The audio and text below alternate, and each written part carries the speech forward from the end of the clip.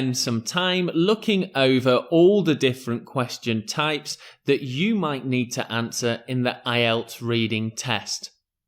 By the end of the lesson, you'll have a much better understanding about the kinds of questions that you might get and also what they look like. So let's move on to IELTS reading question type overview. There are 10 questions that you could get in the test. That doesn't necessarily mean that you will see all 10 question types in your IELTS reading test. Some questions are more popular than others, so it's more likely that you will see other questions and some you might not see. Let's go through the 10 question types. First, we have short answer questions. Multiple choice. True, false, not given, which is very popular. Sentence completion. Label a diagram. Summary completion. Matching sentence endings. Matching heading, which is also very popular. Matching names. And lastly, matching information to paragraphs. It's very important that you become familiar with these 10 question types, as there are strategies that you can use to make sure that you are answering them well. Let's take a look at some key information for IELTS reading question types. Like the IELTS listening test, the IELTS reading test usually gets harder from section 1 to section 3. That means that some questions are also harder than others. You're more likely to see a summary question type in section 3 of the IELTS reading test, and that's because summary questions are more difficult to answer. Some of the answers to certain questions are also in order in the text. Now let me explain that a little bit further. In the example of a short answer question, you will find that the answers are ordered in the text. So that means that the answer to question 1 will be at the very beginning of the text, and the answer to question 2 must come after that in the text, possibly in the middle. And the answer to question 3, for example, therefore must come at the end. That means that when answering some questions, it will give you a little bit more help in terms of where to look for the answers. This doesn't happen for all questions and is something that I don't want you to concentrate on too much. I think it's better that you understand strategies and skills for answering IELTS reading questions rather on focusing basic cheat sheets and information that will help you, like where the answers are ordered. But as you practice some tests and do more IELTS reading practice exercises, you'll come to understand that sometimes the answers are in a logical order in the text. That's all for some key information for these 10 question types. And I'll say again, I think it's great if you can become familiar with all these question types. And in the next lessons after this, we'll be looking at strategies for each question. But for now, let's take a look at some examples to help you understand what the question types look like. So, moving on to question focus, short answer questions. I'll read the question and answer through to you.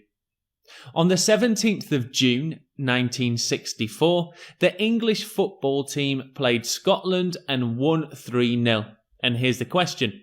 Who won in the football match between England and Scotland? So for a short answer question, you will usually be asked to answer between 1 to 3 words. It's very important that you are spelling your answer correctly, and it can often be taken and almost always be taken from the text. So the answer here is England, as they beat Scotland 3-0. You would simply write England. Moving on to multiple choice.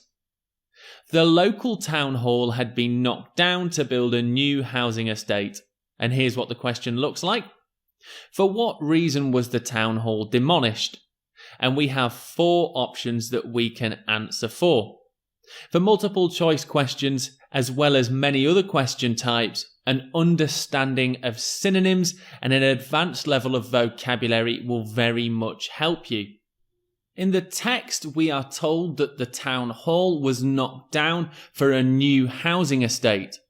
In the multiple choice options, B says knocked down for a residential area.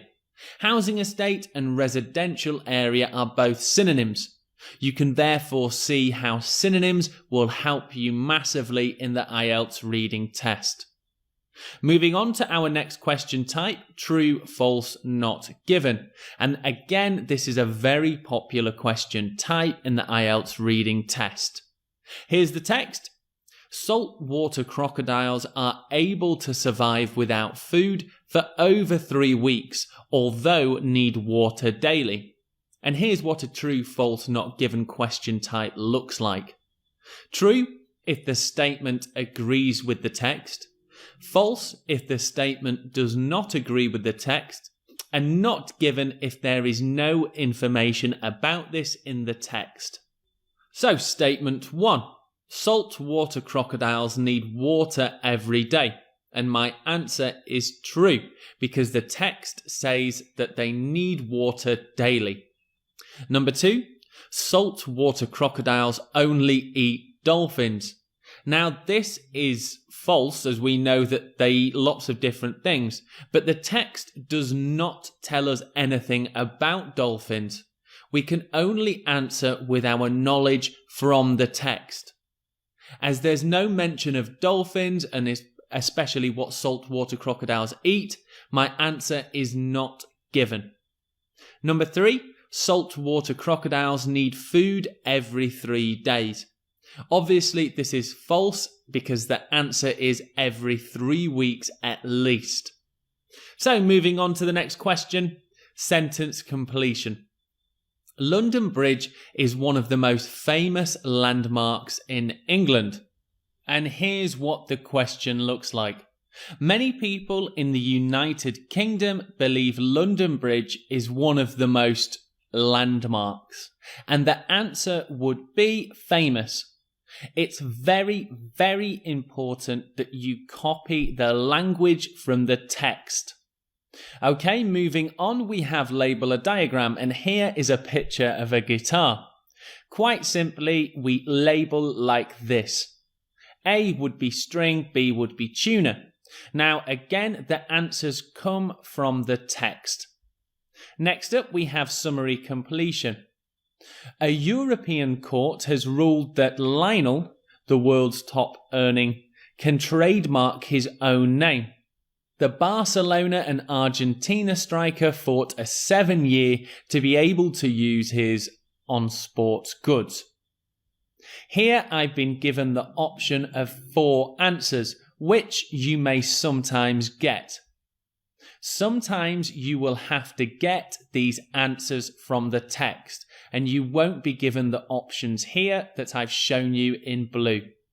Again, if it's from the text, you need to copy very carefully and be careful of your spelling. So, on to the next question, matching sentence endings. Complete each sentence with the correct ending.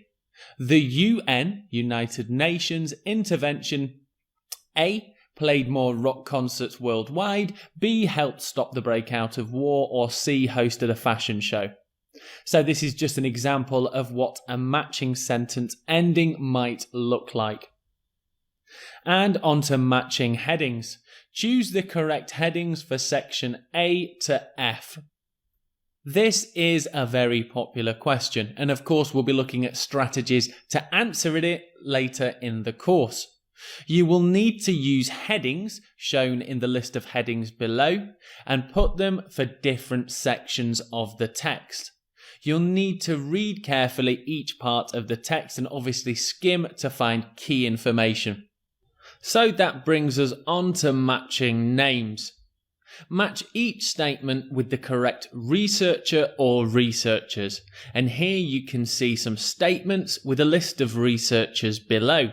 You'll need to match the researchers to the statement. And lastly, we have matching information to paragraphs. The question: write the correct letter A to B in the boxes. A, the family were speechless, and B, what happened during their holiday.